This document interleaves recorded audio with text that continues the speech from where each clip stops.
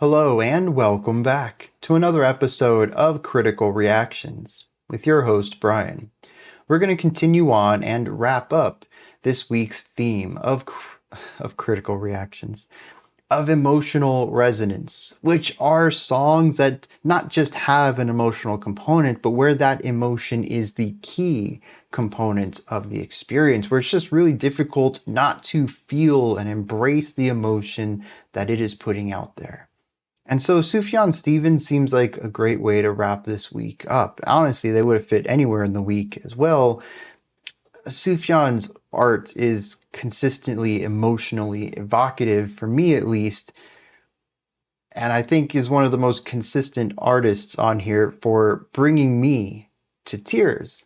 So, I'm kind of not looking forward to this. I'm told it is going to be a devastating experience, or at least the song itself is very grief-filled. That's all I know going into it. Let's check out Casimir Pulaski Day from Sufjan Stevens.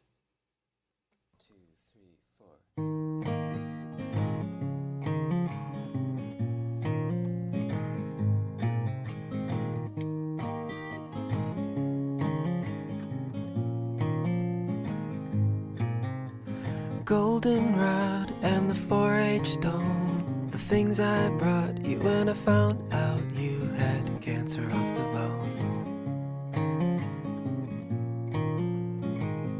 It's a stark way to start it. Father cried on the telephone, and he drove his car into the Navy Yard just to prove that he was sorry.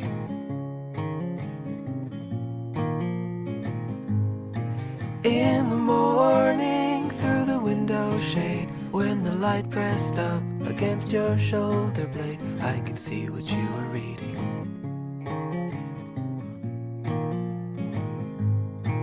All the glory that the Lord has made, and the complications you could do without, when I kissed you on the mouth.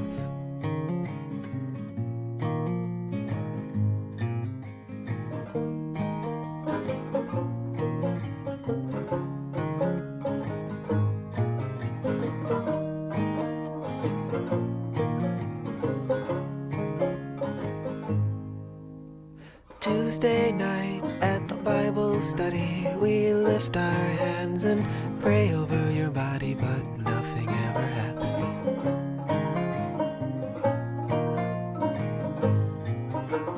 I remember at Michael's house in the living room when you kissed my neck and I almost touched your blouse. In the morning at the top of the stairs, when your father found out what we did that night, and you told me you were scared.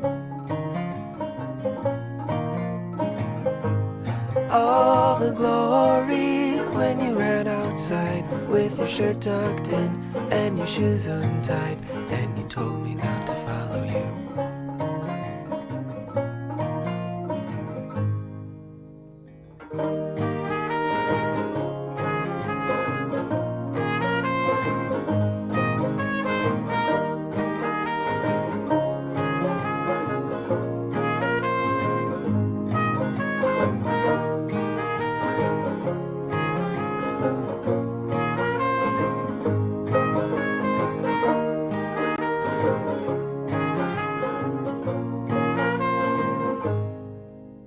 Sunday night, when I clean the house, I find the card where you wrote it out with the pictures of your mother.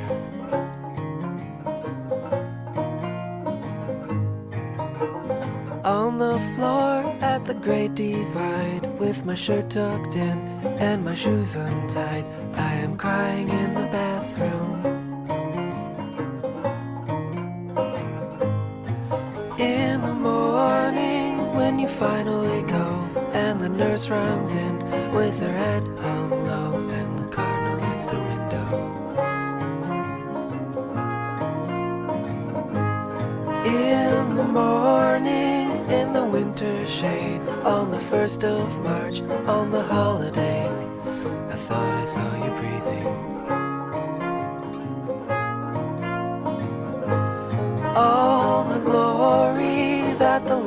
has made and the complications when I see his face in the morning in the window. All the glory when he took our place, but he took my shoulders and he shook my face, and he takes and he takes and he takes.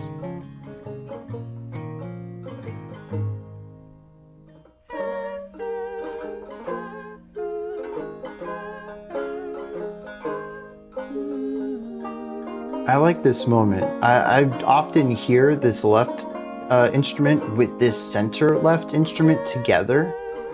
Just having the left by itself, I'm really able to hear its part in all of it.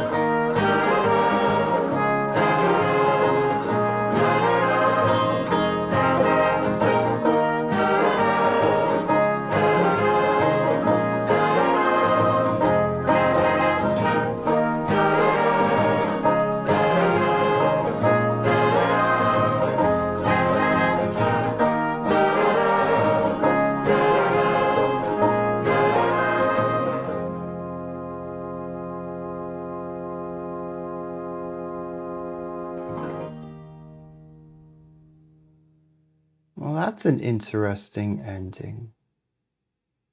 Because we didn't get the end of that phrase. Da da da da. It's how every single time through that has gone through. And so we do get a little bit of the harmonic resolution on that little bit of guitar. It's a couple of, 2 or 3 muted notes there at the very last second of the song, but we're missing the resolution of the phrase.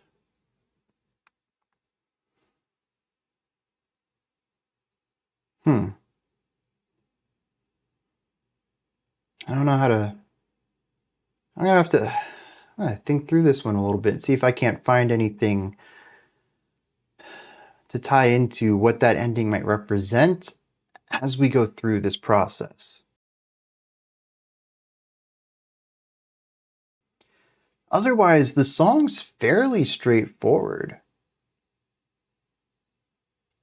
We have 2 guitar instruments, one on either side. At the beginning, we have the vocals center. Eventually, we have a center left guitar coming in as well. And occasionally, in the chorus, maybe, we have a right vocal coming in to harmonize. What these instruments play, it doesn't change. What you get from pretty much bar 1 is the same of what you're getting throughout the entirety of the song. The chord progression doesn't change. The rhythmic elements don't really change. It's all there designed to craft an atmosphere for the story to be told over. In a lot of ways, this reminds me more of Americana, which is a genre that heavily uses instrumentation to build an atmosphere and then just doesn't change that so that the lyrical story can be delivered, almost as if it's background music to a poem. And that's kind of the gist I get here. And because it is a rather static track, there really isn't a lot to dive into here. I think the first thing and the biggest elements, and kind of what this week is designed for, is the emotional component. And this I find really interesting. I didn't pick up on all of the lyrics, but given the repetition of the music, I did give them a little bit more of my attention than I usually do. But right off the bat, I was taken off guard because it seemed to present something fairly typical. I don't think anything was outside of the norm, but I did catch a phrase, something along the lines, but then you had cancer or something along something like that. And that really caught me off guard because musically, it's kind of light. I wouldn't necessarily call it joyous, but it's not really heavy either. Bum ba bum, bum ba bum, bum ba dum. It's got a nice bounciness to it. All of the vocals, all of the instrumentation, especially the trumpet, kind of bright, kind of bigger sounds. Nothing in here is timid or dark or gloomy or heavy or weighty. It all kind of is to me neutral positive. Definitely not entirely joyous. This isn't a dance party track, but it's not really gloomy either.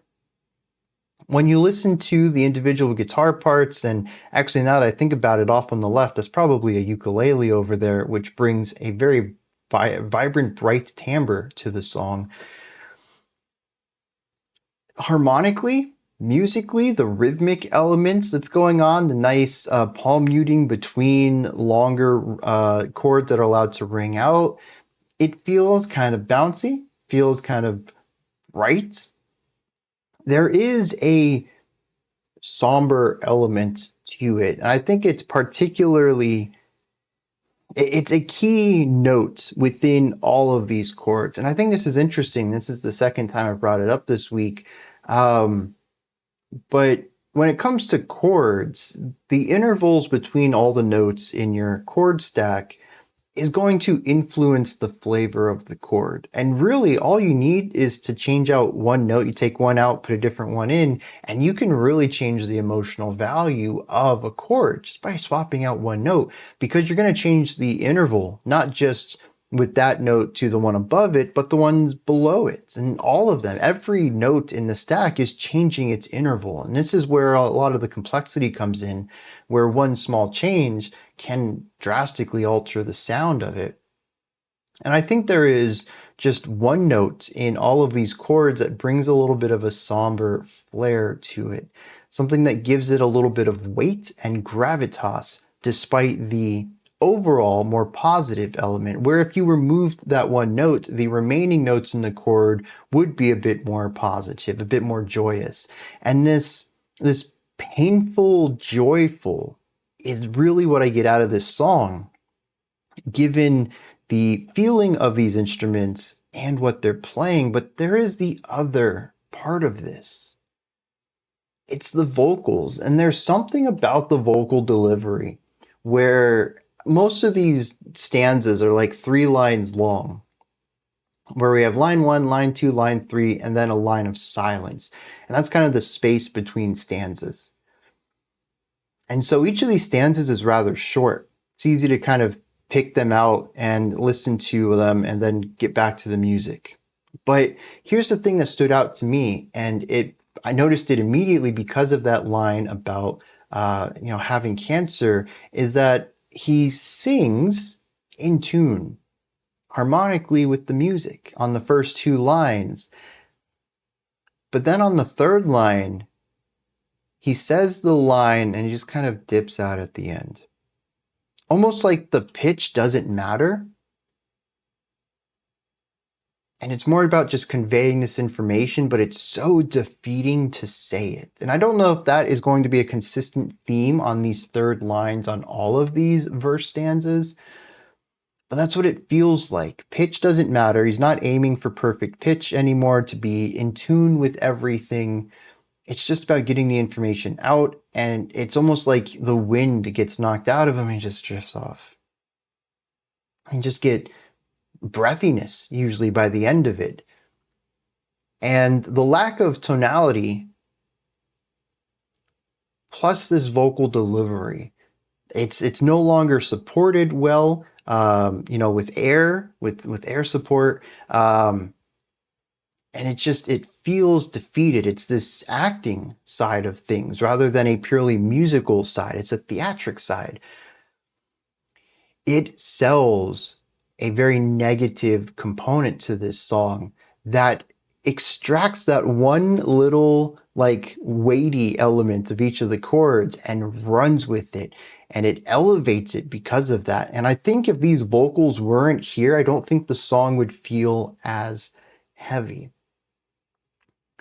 And I think that's an interesting thing because it's not something I typically talk about. It is technically a musical component because we are talking about pitch and performance and productivity or production of the sound, which technically goes into the realm of timbre. But I really think that the perspective best to see it through is a theatric one, not necessarily a musically technical one. And that's just not something I always bring up on the channel. It's a little bit outside of my realm. But I do think it is an extremely important part of this performance.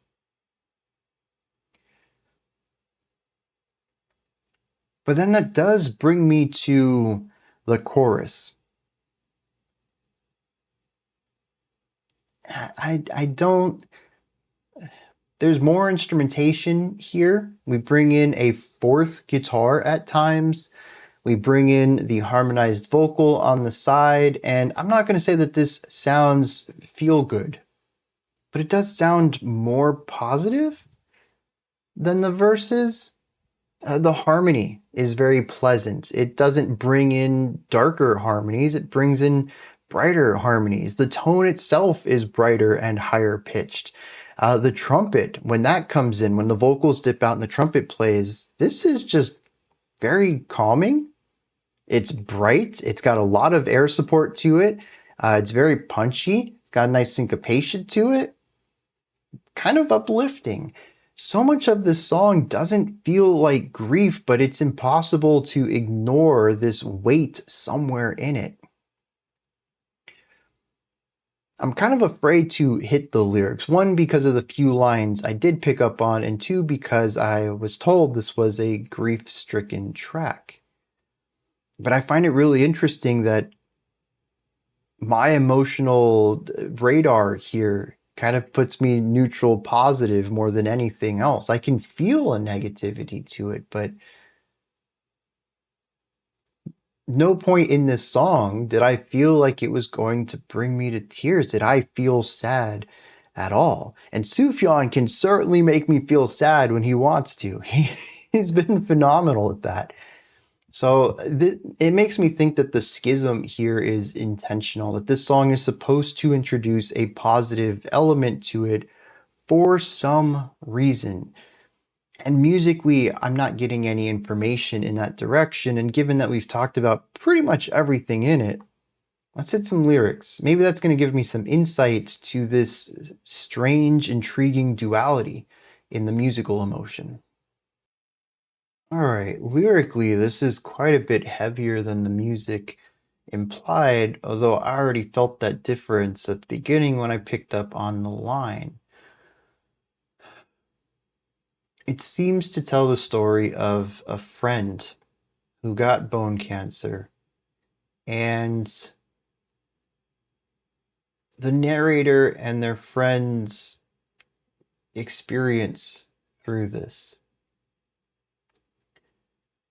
Verse 1 says, "Goldenrod and the 4-H stone, the things that I brought you when I found out you had cancer of the bone.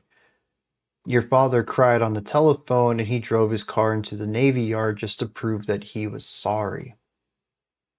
So we have people doing things. The news of this, it's kind of shaking this person's relationships with their friends, with their family, causing people to reevaluate relationships. The chorus introduces, well, the first chorus introduces a key element that's going to exist throughout the story, which is taking what I presume to be a friendship into a more romantic direction. It says, "All the glory that the Lord has made and the complications you could do without when I kissed you on the mouth." And I think that is a beautiful way of describing that. It doesn't go into the reasons of why our narrator would decide to kiss this person who just got news that they had bone cancer. But he does say that it's a glorious moment. It's a positive part of this whole experience. Maybe there was already a tension between these two. Maybe a more romantic direction was where this relationship was going to go anyways. But it certainly complicates things now. Not just the complication of the cancer, which certainly has complicated life, but now taking this to a more romantic level. Verse 3 talks about going to Bible study and praying for the friend who has cancer. Verse 4, though, continues on with this romantic story, saying, I remember at Michael's house in the living room when you kissed my neck and I almost touched your blouse. So we get to see a little bit more of this development. The kiss was well received and they continue to go down this path together. But the second chorus changes things up a little bit. It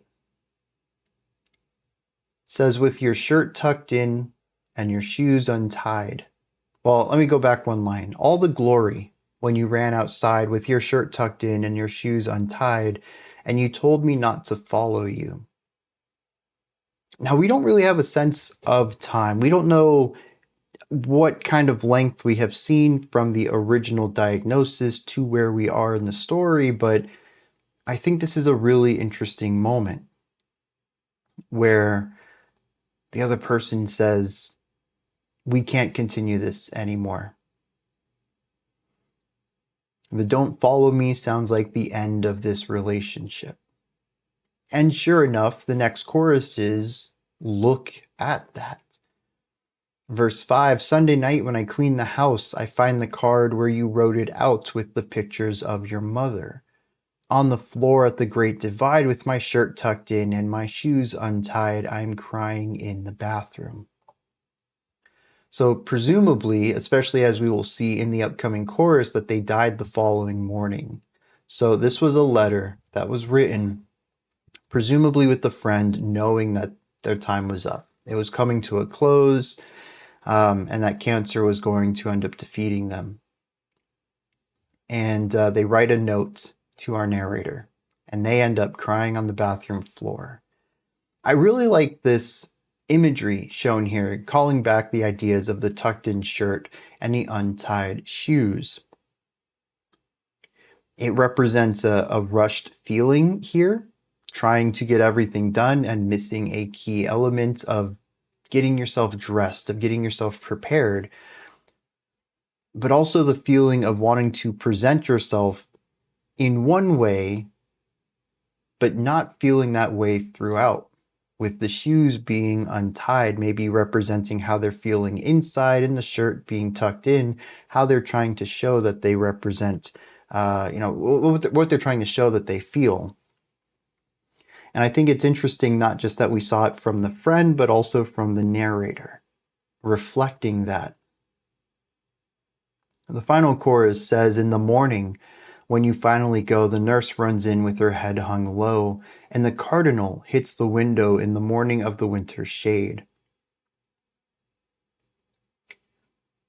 Really setting up the atmosphere of this entire setting, not just of the nurses in this hospital, but also of nature and signs.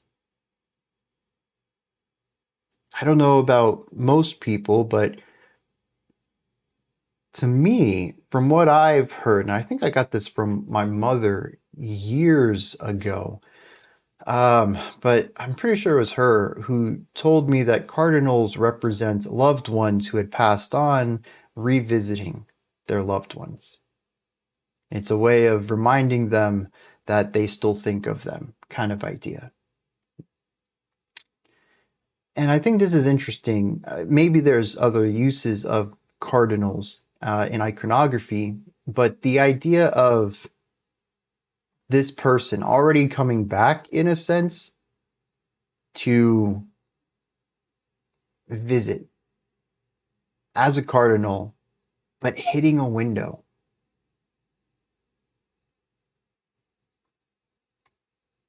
A sort of double death here. Because this is the death of a friendship, but also the death of a new romantic relationship. But here's something interesting. You may have noticed earlier on, we talked about the glory of the Lord. And in verse 3, we talked about Bible study and people praying for the friend. As with a lot of Sufjan's works, there is a religious component to it. And here at the end of the song, we bring back again a phrase from earlier in the song. All of the glory that the Lord has made and all of the complications when I see his face in the morning in the window. All of the glory when he took our place, but he took my shoulders and he shook my face and he takes and he takes and he takes. And I think this is really interesting for someone who as we've seen in quite a few Sufjan tracks, that when he was younger, he really grappled with his spirituality, his religion. And he found that what he experienced in life didn't always line up with what he was taught life would be like through the church.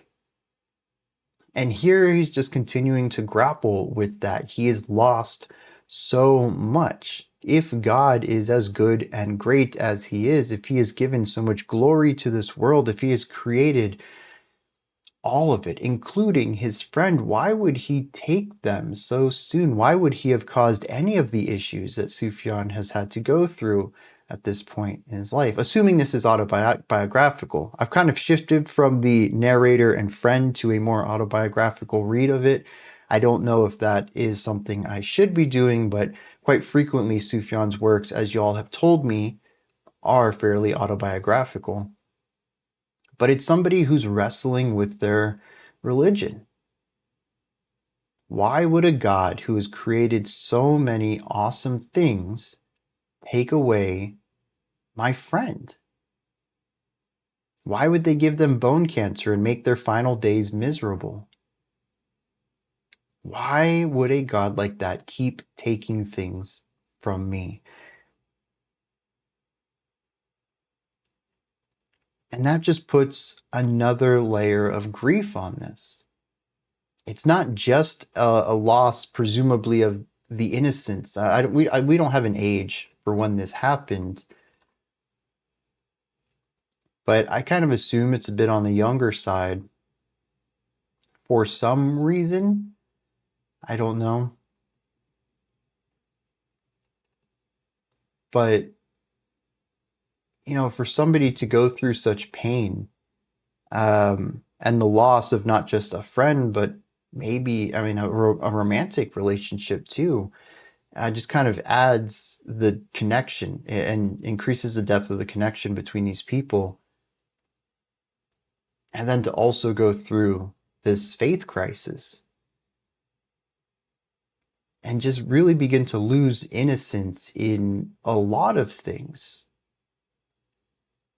Having to deal with death, but also having to come to terms with how all of this works with the worldview that you've been raised on. I still have to wonder about the musical side of this, though. As heavy of a song as this is, and I don't think it really pulls its punches at all. I think lyrically this is heavy from start to finish. Why is the music at best bittersweet?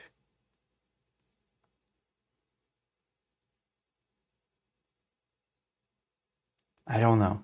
I'm curious if anyone else has an interpretation of that. Maybe you even heard the music differently than me, and you could explain why the music feels the way it does to you. I would love to know, because to me, I was not expecting lyrics this heavy. Well, aside from hearing cancer at the first 10 seconds of the song, but otherwise, the music didn't tell me that we were going to dive into anything this deep or this heavy.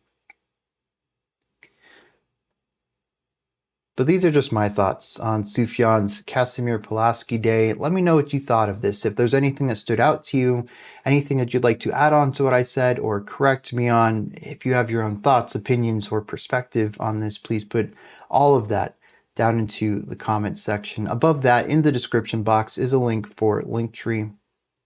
It'll take you here. You can find links to my music, ways to support the channel, a link to the Discord server, and so much more. Above that, if you could, like, subscribe, and ring the bell. I greatly appreciate all three of those. That wraps it up for today. I'll be back tomorrow, though, 5 p.m. Eastern Standard Time, 9 p.m. UTC. Until next time, remember to be critical, not cynical, of the music you listen to, and have a fantastic morning, afternoon, or evening, whenever you choose to watch my videos.